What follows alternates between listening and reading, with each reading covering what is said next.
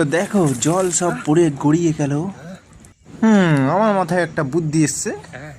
তো সাবানটাকে নিলাম, 2 piece 3 piece করে কাটবো। এখন কেটে কেটে নিলাম।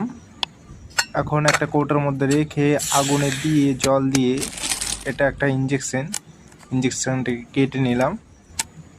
কেটে নিয়ে উপরে ওই সাবান গোলাটাকে নিয়ে ঢালবো। তো ঢেলে নিলাম।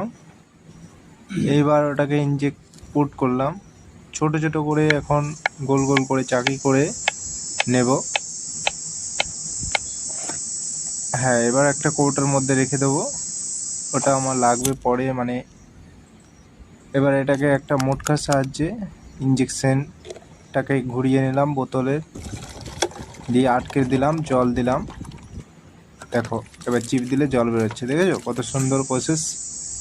তো দেখো ওই সাবানগুলো অল্প অল্প ছিল, তো এটা হাতে নিয়ে করিয়ে নিলাম। এবার দেখো, ও কি অসাধারণ প্রসেস, তাই না? তো তোমরাও একবার করে নাও।